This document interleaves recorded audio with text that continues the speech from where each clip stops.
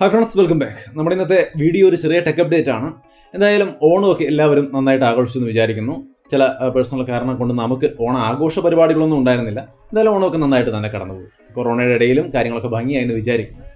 നമ്മുടെ ഇന്നത്തെ വീഡിയോ ഒരു ചെറിയ ടെക് അപ്ഡേറ്റ് ആണ്. ആദ്യത്തെ വിഷയം എന്ന് പറയുന്നത് റോബോട്ടുകൾ. ഹ്യൂമനോയിഡ് റോബോട്ടുകൾ കുറച്ചുകൂടി അഡ്വാൻസ്ഡ് ആയ രീതിയിൽ വരികയാണ്. റോബോട്ടുകൾ ഓൾറെഡി ഉണ്ട്, നമുക്കറിയാം. എന്തായാലും പുതിയതായിട്ട് ടെസ്ലയാണ് പുതിയൊരു റോബോട്ട് സംവിധാനമായിട്ട് വന്നിരിക്കുന്നത്. ഈ ഒരു റോബോട്ടിനെ കുറിച്ച് അവർ നടത്തുന്ന അവകാശവാദങ്ങൾ എന്ന് പറയുന്നത് ഈ റോബോട്ടിനെ നമുക്ക് ധൈര്യമായിട്ട് മാർക്കറ്റിലേക്കൊക്കെ പറഞ്ഞു വിടാം. അതേപോലെ തന്നെ റിപ്പീറ്റീവായിട്ട് ചെയ്യേണ്ടി വരുന്ന വർക്കുകൾ ഇവനെ ഏൽപ്പിച്ചാൽ ഇവൻ വൃത്തിയായിട്ട് ചെയ്യുമെന്നാണ് പറയുന്നത്. അതേപോലെ ബോറടിക്കുന്ന തരത്തിലുള്ള വർക്കുകളൊക്കെ ഉണ്ടെങ്കിൽ അതും ഇവനെ ഏൽപ്പിക്കാം. അങ്ങനെ ഒരുപാട് നല്ല നല്ല കാര്യങ്ങൾക്ക് നമുക്ക് യൂസ്ഫുൾ ആവാൻ പോകുന്ന തരത്തിലുള്ള ഒരു റോബോട്ടാണ് ടെസ്ലയുടെ ഈ ഒരു റോബോട്ട് എന്നാണ് പറയുന്നത്. സംഗതി എന്തായാലും ഇൻട്രസ്റ്റിംഗ് ആണ്. നല്ല റോബോട്ടുകൾ വരികയാണ്. റോബോട്ടുകൾ ഓൾറെഡി ഉണ്ട്. സോഫിയ പോലുള്ള റോബോട്ടുകൾ നമ്മളെ കണ്ടതാണ്. സംസാരിക്കുന്ന നല്ല ഡീസൻ്റായ സെറ്റപ്പിലുള്ള റോബോട്ടുകൾ നമ്മൾ കണ്ടതാണ്. ഈവൻ ഒരു പൗരത്വം വരെ അതിന് കിട്ടുകയുണ്ടായി. എന്തായാലും പുതിയ റോബോട്ടും വന്നിരിക്കുകയാണ്. ഇനി അങ്ങോട്ട് റോബോട്ടിക്സ് ഒരു വലിയ വിഷയമാണ്. പഠിക്കുന്നവർക്കായാലും ജോലി സാധ്യതയുടെ കാര്യത്തിലായാലും ഒക്കെ റോബോട്ടിക്സ് ഒരു വലിയ വിഷയം തന്നെയാണ്. റോബോട്ട് അതിൻ്റെ ഭാഗമായിട്ട് തന്നെ വന്നിരിക്കുകയാണ്. ഇനി അങ്ങോട്ട് ഒരുപാട് വരികയും ചെയ്യും.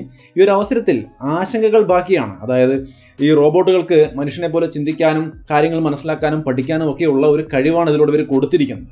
അങ്ങനെ ഒരു കഴിവൊക്കെ മനുഷ്യന് ഈ റോബോട്ടുകൾ കിട്ടിക്കഴിഞ്ഞാൽ മനുഷ്യനെ പോലെ തന്നെ മുന്നേറാനും ഏറ്റവും ടോപ്പിലെത്താനും ഒക്കെ ഇവർ ശ്രമിക്കില്ലേ? അങ്ങനെ ശ്രമിച്ചാൽ മനുഷ്യരാശിയുടെ അവസ്ഥ എന്തായിരിക്കും എന്നുള്ളത് ഒരു വലിയ ആശങ്ക ഉളവാക്കുന്ന ചോദ്യം തന്നെയാണ്. ബട്ട് എങ്കിലും നല്ല നല്ല ടെക്നോളജികളുമായിട്ട് പല പല ബ്രാൻഡുകൾ മുമ്പോട്ട് വരികയാണ്. എന്തായാലും ഇവൻ്റെ കൂടുതലായിട്ടുള്ള വിവരങ്ങൾ നമുക്ക് വരും ദിവസങ്ങളിൽ അറിയാൻ കഴിയുള്ളൂ. അറിയുന്ന വഴിക്ക് തന്നെ നമ്മൾ അപ്ഡേറ്റ് ചെയ്യും.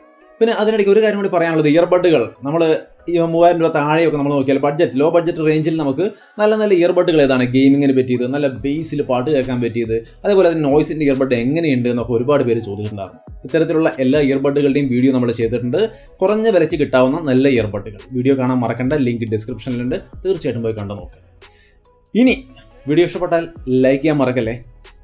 ഇനി അടുത്തൊരു കാര്യം എന്ന് പറയുന്നത് മൈക്രോമാക്സും കൂടിയും ഈ ഒരു വില കൂട്ടൽ പരിപാടി തുടങ്ങിയിരിക്കുകയാണ്. നമ്മൾ ഷവമി ഫോണുകളിൽ കണ്ടു, OnePlus ഫോണുകളിൽ കാണുന്ന തരത്തിലുള്ള ട്രിക്ക് ഉണ്ട്. കുറഞ്ഞ വിലയ്ക്ക് ആദ്യം കൊണ്ടുവരിക, വില കുറവാണെന്ന് പറയുക, നല്ല അഭിപ്രായം നേടുക, പിന്നെ വില കൂട്ടുക. ഈ ഒരു പരിപാടി നമ്മൾ ഈ അടുത്ത് ഷവമിയുടെ ഫോണുകളിൽ, പിന്നെ OnePlusൽ ഓൾറെഡി വില കുറഞ്ഞ വേരിയൻ്റ് അവർ തരില്ല, അങ്ങനെയൊക്കെയായിരുന്നു. മൈക്രോമാക്സും ആ ഒരു പരിപാടിയിലേക്ക് വന്നിരിക്കുകയാണ്. അവർ തിരിച്ചു വന്നിട്ടേ ഉള്ളൂ. അതിനു മുമ്പ് തന്നെ ഈ ഒരു പരിപാടി ആരംഭിക്കാമെന്ന് പറയുന്നത് നല്ലതായിരിക്കും. അതായത് 8000 രൂപയ്ക്ക് 7999 രൂപയ്ക്ക് ഇറക്കിയ ഒരു ഫോണാണ് ഇൻ 2B. അതൊരു നല്ല ഫോണാണ്. ആ പ്രൈസ് എന്നുള്ളതിൽ ഒരു സംശയമില്ല. ഞാനടക്കം നല്ല അഭിപ്രായം പറഞ്ഞൊരു ഫോണാണ്. ഇപ്പോഴും നല്ല രീതിയിൽ വർക്ക് ചെയ്യുന്നുണ്ട്. അടിപൊളി കണ്ടീഷനാണ്. ബട്ട് അതിനിപ്പോൾ അവർ 500 രൂപ കൂട്ടിയിരിക്കുകയാണ്. 8500 ആക്കിയിരിക്കുകയാണ്. കുഴപ്പമില്ല. എങ്കിലും ഈ ഒരു പ്രൈസ് തുടക്കത്തിൽ ഒരു കുറഞ്ഞ പ്രൈസ് പറഞ്ഞ് നല്ല അഭിപ്രായങ്ങൾ നേടിയിട്ട് പിന്നീട് നൈസായിട്ട് പ്രൈസ് കൂട്ടുന്ന ഈ ഒരു പരിപാടി മൈക്രോമാക്സും അതിലേക്ക് വന്നിരിക്കുകയാണ്. അതായത് നിങ്ങൾക്ക് എന്താണ് തോന്നുന്നത്? കമ്പനികളുടെ ഈ ഒരു പ്രവണത നല്ലതാണോ? അഭിപ്രായങ്ങൾ തീർച്ചയായിട്ടും കമൻറ്റായിട്ട് ഷെയർ ചെയ്യാം. ഇനി അടുത്തൊരു കാര്യം, OnePlus ഇപ്പോൾ നല്ല നല്ല ഫോണുകൾ ഇറക്കുന്നുണ്ട്. ഇതിപ്പോൾ ലാസ്റ്റ് ഇറങ്ങിയ Note 2 നല്ല ഫോണായിരുന്നു. OnePlus 9RT എന്ന ഒരു ഫോൺ വരാൻ പോകുന്നുണ്ട് എന്നാണ് കേൾക്കുന്നത്. 9Rൻ്റെ T വെർഷൻ, 9ൻ്റെ T വെർഷനോ അല്ലെങ്കിൽ അതിൻ്റെ T വെർഷൻ അല്ല, 9Rൻ്റെ T വെർഷനാണ് വരുന്നത്. ആൻഡ്രോയിഡ് 12 ആയിരിക്കും ഇതിൽ വരുമ്പോൾ തന്നെ ഉണ്ടായിരിക്കുക എന്നാണ് പറയുന്നത്. പിന്നെ ആൻഡ്രോയിഡ് 12 പുറമെ ഇതിനകത്ത് 12 GB റാം ഒക്കെ ഉണ്ടാവുമെന്ന് പറയുന്നു. സ്നാപ്ഡ്രാഗൺ 870 ഉണ്ടായിരിക്കും. 50 മെഗാ പിക്സലിൻ്റെ ക്യാമറ ഉണ്ടായിരിക്കും. 4500 mAh ബാറ്ററി ഉണ്ടായിരിക്കും. ഇങ്ങനെയുള്ള കാര്യങ്ങളൊക്കെ പറയുന്നുണ്ട്. എന്തായാലും സ്നാപ്ഡ്രാഗൺ 870 ആൻഡ്രോയിഡ് 12 ഒരു ഹൈലൈറ്റ് ആയിരിക്കും. പ്രൈസാണ് ഇനി അറിയാനുള്ളത്. എന്തായാലും ഈ ഒരു ഫോൺ വരട്ടെ. വരുമ്പോൾ തന്നെ ഇതിൻ്റെ കൂടുതലായിട്ടുള്ള വിവരങ്ങൾ നമുക്ക് അറിയാൻ പറ്റുള്ളൂ. അടുത്ത മാസം അവസാനമൊക്കെ ആകുമ്പോഴേക്കും എത്തുമെന്നാണ് കേൾക്കുന്നത്.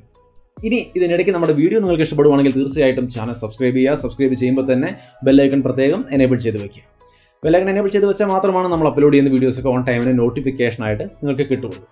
ഇനി അടുത്തൊരു കാര്യം, Realme GT Pro എഡിഷൻ അല്ല മാസ്റ്റർ എഡിഷൻ അല്ലേ, അങ്ങനെ ഒരു മാസ്റ്റർ എഡിഷൻ ലോഞ്ച് ചെയ്തിട്ടുണ്ട്.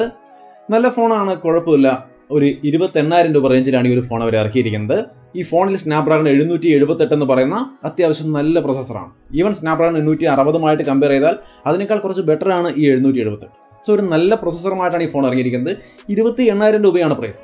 ഈ പ്രൈസിന് സ്നാപ്ഡ്രാഗൺ 778 ഫോൺ വർത്താണെന്ന് ചോദിച്ചാൽ ഡയമൻസിറ്റി 1200ൻ്റെ പ്രോസസ്സറുള്ള ഫോണുകൾ ഇതിനേക്കാൾ കുറഞ്ഞ വിലയ്ക്ക് കിട്ടുമ്പോൾ അങ്ങനെ നോക്കിയാൽ തീർച്ചയായിട്ടും ഇത് അത്ര വറുത്തല്ല എന്ന് പറയേണ്ടി വരും. കാരണം 1200 ഡയമൻസിറ്റി 1200 ഇതിനേക്കാൾ കുറച്ച് ബെറ്റർ ആയ പ്രോസസ്സറാണ് പല മേഖലകളിൽ. അതുകൊണ്ട് തന്നെ അത്ര വാല്യൂ ഫോർ മണിയാണെന്ന് ചോദിച്ചാൽ അല്ല. ബട്ട് എങ്കിലും കുഴപ്പമില്ല. നിങ്ങൾക്കൊരു സ്നാപ്ഡ്രാഗൺ പ്രോസസ്സറുള്ള ഫോൺ വേണമെന്ന് ആഗ്രഹിക്കുന്നുവെങ്കിൽ തീർച്ചയായിട്ടും നോക്കാവുന്ന ഒരു സെറ്റപ്പാണ് Realme GT മാസ്റ്റർ എഡിഷനിൽ നമുക്ക് കാണാനുള്ളത്. ബാക്കിയുള്ള കാര്യങ്ങൾ നോക്കിയാൽ 120 ഹെർട്സിൻ്റെ AMOLED ഡിസ്പ്ലേ, 360 ഹെർട്സിൻ്റെ touch sampling rate, 4300 mAh battery, 65 watt fast charging, 32 mega pixel selfie camera, അങ്ങനെയുള്ള കാര്യങ്ങളൊക്കെയാണ് അതിനകത്ത് വരുന്നത്. ഓവറോൾ സംഗതി കൊള്ളാം. ഇതിൻ്റെ ഒപ്പം തന്നെ സ്നാപ്ഡ്രാഗൺ 870 വെച്ചുകൊണ്ട് റിയൽമി GT Neo വരുമെന്ന് പറയുന്നുണ്ട്.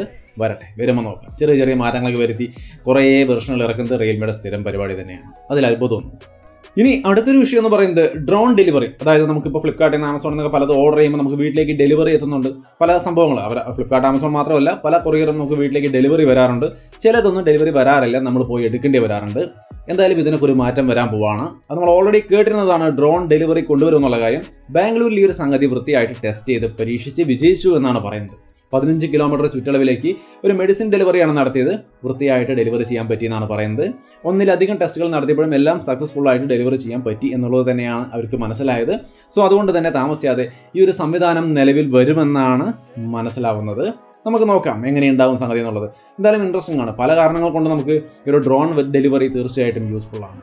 സോ എന്തായാലും നല്ല ഇൻട്രസ്റ്റിംഗ് ആയ വ്യത്യസ്തമായ മാറ്റങ്ങൾ ഡെലിവറി സിസ്റ്റത്തിൽ വരാൻ പോവാണ്. നമുക്ക് നോക്കാം എങ്ങനെയുണ്ടാവും, ഇതിന് എന്തെങ്കിലും ദോഷവശങ്ങളുണ്ടോന്നൊക്കെ നമുക്ക് വരും ദിവസങ്ങളിൽ തീർച്ചയായിട്ടും അറിയാൻ സാധിക്കും. ഇനി അടുത്തൊരു കാര്യം, വാട്സപ്പിൻ്റെ മൾട്ടി ഡിവൈസ് സപ്പോർട്ട് എന്ന സംവിധാനം കുറച്ചുകൂടി ബെറ്റർ ആക്കിക്കൊണ്ട് വരാൻ പോവാണ്. അത് ഓൾറെഡി ബീറ്റാ വെർഷനിൽ അവൈലബിൾ ആണ്. ഞാനതിൻ്റെ വീഡിയോ ഒക്കെ ചെയ്തിട്ടുണ്ട്, കണ്ടിട്ടില്ലെങ്കിൽ കണ്ടു നോക്കുക. ലിങ്ക് ഡിസ്ക്രിപ്ഷനിൽ കൊടുക്കാം, അല്ലെങ്കിൽ നമ്മുടെ ചാനലിൽ തപ്പിയാൽ മതി, കിട്ടും, തീർച്ചയായിട്ടും കിട്ടും. വാട്സപ്പിൻ്റെ മൾട്ടി ഡിവൈസ് സപ്പോർട്ട് നല്ല ഫീച്ചറാണ്. ഒന്നിലധികം ഡിവൈസുകൾ നമുക്ക് ഒരേ നമ്പറുള്ള വാട്സപ്പ് ഉപയോഗിക്കാൻ സാധിക്കുന്ന ഒരു നല്ല സംവിധാനം. അതിൻ്റെ 2.0 വെർഷൻ കുറച്ചും കൂടി, അതിന് ചില ബഗ്ഗുകളുണ്ട്, ചിലപ്പോഴൊക്കെ അത് എക്സിറ്റ് ആയി പോകുന്നുണ്ട് ഞാൻ യൂസ് ചെയ്തപ്പോൾ. ബട്ട് ഇത് കുറച്ചും കൂടി പെർഫെക്റ്റ് ആക്കിയിട്ട് ഈ multi device support multi device support 2.0 ആ ഒരു സംവിധാനം കൊണ്ടുവന്നിരിക്കുകയാണ്. നോക്കാം, പക്ഷേ സ്റ്റേബിൾ വെർഷനിലേക്ക് വന്നിട്ടില്ല. അത് വന്നു കഴിയുമ്പോഴാണ് നമുക്ക് അതിൻ്റെ യൂസ് കൃത്യമായിട്ട് മനസ്സിലാവുള്ളൂ. എന്തായാലും വരട്ടെ. ഇനി 1-2 പ്രൊഡക്റ്റുകൾ അടുത്ത സമയങ്ങളിൽ വരാൻ പോകുന്നുണ്ട്. കൃത്യമായ ഡേറ്റ് ഒന്നും അറിയില്ലെങ്കിലും Oppo Find X4 വരാൻ പോകുന്നുണ്ട്, Vivo X70 ഇത് രണ്ടും വരാൻ പോകുന്ന ഡിവൈസുകളാണ്. Find Xൽ നമുക്ക് അണ്ടർ ഡിസ്പ്ലേ ക്യാമറയും കാര്യങ്ങളൊക്കെ ഉൾപ്പെടുത്തിക്കൊണ്ടാണ് വരുന്നത്. Vivo X70 തീർച്ചയായിട്ടും അഡ്വാൻസ്ഡ് ആയ ഒരു വിവോ ഫോണായിരിക്കും. എന്തെങ്കിലും പുതിയൊരു സംവിധാനം അതിനകത്ത് ഉണ്ടാവുമോ എന്നുള്ളതാണ് നമ്മൾ നോക്കുന്നത്. കാരണം ഗിംബൽ ക്യാമറ പോലത്തെയോ അല്ലെങ്കിൽ എന്തെങ്കിലും in display finger print sensor കൊണ്ടുവന്ന പോലെ എന്തെങ്കിലും പുതിയതായിട്ടൊരു സംവിധാനം ഇവർ കൊണ്ടുവരുമെന്ന് ചോദിച്ചാൽ മേ ബി അണ്ടർ ഡിസ്പ്ലേ ക്യാമറയൊക്കെ അവർ കൊണ്ടുവന്നാലോ, എന്തെങ്കിലും കൊണ്ടുവരും, നമുക്ക് നോക്കാം. X70ൽ ഞാൻ എന്തോ സംതിങ് സ്പെഷ്യൽ പ്രതീക്ഷിക്കുന്നുണ്ട്. ഒന്നുമില്ലാതെ വരുമോ എന്നുള്ള കാര്യം നമുക്ക് നോക്കാം. ഇനി അടുത്തൊരു കാര്യം, ബാറ്റിൽ ഗ്രൗണ്ട് മൊബൈൽ ഇന്ത്യയുമായി ബന്ധപ്പെട്ടതാണ്. BGMI ഇതിനകത്തുള്ള 3.36, അതായത് 3.5 ലക്ഷത്തോളം വരുന്ന BGMI അക്കൗണ്ടുകൾ ബാൻ ചെയ്യപ്പെട്ടിരിക്കുകയാണ്. ഹാക്കുകൾ യൂസ് ചെയ്തതിൻ്റെ പേരിലാണ്. പലപ്പോഴും നമ്മൾ ഹാക്കേഴ്സിനെ ധാരാളമായിട്ട് ഗെയിമിൽ കാണുന്നുണ്ട്. എല്ലാവർക്കും തന്നെ ഇറിറ്റേറ്റിംഗ് ആയ ഒരു സംഗതിയാണ്. ആ ഗെയിമിനെ തന്നെ നശിപ്പിക്കാൻ പോകുന്നൊരു സംവിധാനമാണ് ഈ ഹാക്കേഴ്സ് എന്ന് പറയുന്നത്. ആ ഒരു ഹാക്കേഴ്സിൻ്റെ ഒരു 3.5 ലക്ഷം വരുന്ന ആൾക്കാരുടെ പരിപാടി തീരുമാനമാക്കിയിട്ടുണ്ട്. എന്തായാലും സംഗതി നല്ല കാര്യം, അതിൽ ഒരു വിഷമവുമില്ല. ഏതൊക്കെ ഹാക്കേഴ്സിൻ്റെ അവരൊക്കെ അക്കൗണ്ട് പോവുക തന്നെയാണ് വേണ്ടത്. ഒരു കോംപ്രമൈസും ഇല്ലാതെ കളയണം. കാരണം ഇതൊരു നല്ല പ്രവണതയല്ല. നല്ല രീതിയിൽ നമ്മുടെ കഴിവുകൊണ്ട് കളിക്കുന്ന പിള്ളേരെ സംബന്ധിച്ച് ഭയങ്കര നിരാശ തരുന്നൊരു കാര്യമാണ്. നിരാശ തരുന്നു എന്നതിനേക്കാൾ അപ്പുറത്തേക്ക് ഇതിൻ്റെ മറ്റൊരു വശം എന്താണെന്ന് വെച്ച് കഴിഞ്ഞാൽ, ആഫ്റ്റർ ഓൾ ഒരു ഗെയിം, ഒരു ജസ്റ്റ് മൊബൈൽ ഗെയിമിൽ പോലും സ്വന്തം കഴിവിൽ വിശ്വാസമില്ലാത്ത ഇത്രയധികം ആൾക്കാർ, പ്രത്യേകിച്ചും ഈ ഗെയിം കളിക്കുന്നത് ചെറുപ്പക്കാരാണെന്ന് ആലോചിക്കണം. ചെറുപ്പക്കാർക്കിടയിൽ ഈ ഒരു ചെറിയ ഗെയിമിനെ പോലും സ്വന്തമായിട്ട് കളിച്ച് നേടാൻ കഴിയുമെന്ന് ഒരു കോൺഫിഡൻസ് ഇല്ലാത്ത, സ്വന്തം കഴിവിൽ വിശ്വാസമില്ലാത്ത ഇത്രയധികം ആൾക്കാരുണ്ടോ എന്നുള്ളതാണ്. സത്യമായിട്ടും അത് ഒരു നിരാശപ്പെടുത്തുന്ന കാര്യമാണ്. എന്തിനാണ് ഇതിൻ്റെയൊക്കെ ആവശ്യം? നമുക്ക് ഈസി ആയിട്ട് സ്വന്തമായിട്ട് കളിക്കാൻ പറ്റുമ്പോൾ ഈ സംവിധാനങ്ങളൊക്കെ എന്തിനാണ്? എന്തായാലും അത് ഒരു തലമുറയുടെ ആ ഒരു മനോഭാവത്തെ തന്നെ മാറ്റിമറിക്കുന്ന ഒരു സംവിധാനമാണ്. അതുകൊണ്ട് തന്നെ ഇത് എങ്ങനെയായാലും അക്കൗണ്ടുകൾ ബാൻ ചെയ്തോ എന്തെങ്കിലും സംവിധാനങ്ങൾ കണ്ടുപിടിച്ചോ ഇത്തരത്തിലുള്ള പ്ലെയേഴ്സിനെ കൃത്യമായിട്ട് തന്നെ ബാൻ ചെയ്ത് കളയേണ്ടത് വളരെ അത്യാവശ്യമാണ്. എന്തായാലും ആ ട്രാക്കിലേക്ക് BGMI എത്തി എന്നുള്ളത് സന്തോഷം. മുമ്പ് ടെൻസെൻ്റ് ആയിരുന്നപ്പോൾ ടെൻസെൻറ്റിൻ്റെ സെക്യൂരിറ്റി സിസ്റ്റത്തിൽ അത് സേഫ് ആയിരുന്നു, ഒരു പരിധിവരെ സേഫ് ആയിരുന്നു. ബട്ട് BGMI വന്നപ്പോൾ ആ ഒരു സിസ്റ്റം ഇല്ലാത്തത് കൊണ്ട് അതിൻ്റെതായ പ്രശ്നങ്ങളുണ്ടായിരുന്നു. ഇപ്പോൾ അത് തീർന്നു വരുന്നെന്ന് വേണം വിചാരിക്കാൻ, അല്ലേ? നിങ്ങളുടെ അഭിപ്രായം എന്താണ്? ഞാൻ ഈ പറഞ്ഞ പോലെ ഇതൊരു നല്ല വ്യക്തിത്വത്തിൻ്റെ ലക്ഷണമാണോ ഈ ഹാക്കിംഗ്? സ്വന്തം കഴിവിലെ വിശ്വാസമില്ലായ്മയല്ലേ ഇത്? അങ്ങനെയൊക്കെ ഒരു തലമുറ വളർന്നു വരിക എന്ന് പറയുന്നത് ആക്സെപ്റ്റബിൾ ആയ ഒരു കാര്യമല്ല. എന്തായാലും നോക്കാം, നമുക്ക് BGMI കുറച്ചും കൂടി ബെറ്റർ ആയിട്ട് കളിക്കാൻ പറ്റുമെന്ന് പ്രതീക്ഷിക്കാൻ വരും ദിവസങ്ങൾ. പിന്നെ നിങ്ങൾ വിചാരിക്കുമ്പോൾ ഗെയിം കളിക്കുന്നത് ഇപ്പം നല്ലതാണോ? തലമുറയെ മൂഡ് ഔട്ട് ആക്കില്ലേ, അലമ്പാക്കില്ലേ, ഗെയിം കളി നല്ലതല്ലാന്നാണ് നിങ്ങൾ ചിന്തിക്കുന്നെങ്കിൽ ഓവറായിട്ട് അഡിക്റ്റ് ആവുന്നതാണ് നല്ലതല്ലാത്തത്. നല്ല രീതിയിൽ ഗെയിം കളിക്കുന്നത് എപ്പോഴും നല്ലത് തന്നെയാണ്. മാത്രവുമല്ല, നമ്മുടെ ഒരു സുഹൃത്ത്, ഇപ്പോൾ നമ്മുടെ ഗെയിമിംഗ് കമ്മ്യൂണിറ്റിയിലേക്ക് ഏറ്റവും പ്രായമുള്ള ഗെയിമർ എന്ന രീതിയിൽ കയറി വന്നുകൊണ്ടിരിക്കുന്ന ഒരാളുണ്ട്. പുള്ളിക്കാരൻ അത്യാവശ്യം വെള്ളോടിയൊക്കെ ആയിട്ട് നടന്ന ഒരാളായിരുന്നു. ഈ കഴിഞ്ഞ ദിവസങ്ങളിൽ വെള്ളോടിയൊന്നും ഇല്ലാത്തൊരു നല്ല ഓണം ഇത്തവണ ആഘോഷിച്ചു എന്ന് പറഞ്ഞുകൊണ്ട് അദ്ദേഹം തന്നെ വീഡിയോ ഇട്ടിട്ടുണ്ട്. അതായത് ഈ ഗെയിം കളിക്കാൻ തുടങ്ങിയതിന് ശേഷം BGMIയിലേക്ക് വന്ന് യൂട്യൂബിലേക്ക് വന്ന് നമ്മളുമായിട്ടൊക്കെ ഇൻറ്ററാക്ട് ചെയ്ത് കഴിഞ്ഞപ്പോൾ ഈ വെള്ളോടി എന്നുള്ളൊരു ചിന്തയൊക്കെ മനസ്സിൽ നിന്ന് പോയി എന്നാണ് പറയുന്നത്. സോ BGMI ഈ ഒരു ഗെയിം കൊണ്ട് കുറച്ച് നല്ല കാര്യങ്ങൾ നടക്കുന്നുണ്ടെന്ന് സാരം. എന്തെങ്കിലുമൊക്കെ ആവട്ടെ, നല്ല രീതിയിൽ കളിക്കാൻ പറ്റട്ടെ, എല്ലാവരും കൺട്രോൾഡായി നല്ല രീതിയിൽ തന്നെ കളിക്കുക. സോ അപ്പോൾ അത്രയുമാണ് നമ്മുടെ ഇന്നത്തെ ഒരു ചെറിയ ടെക് അപ്ഡേറ്റ്. കൂടുതൽ ടെക്നോളജി വാർത്തകളും മറ്റുമായിട്ട് നമുക്ക് അടുത്ത വീഡിയോയിൽ കണ്ടുമുട്ടാം. ബൈ.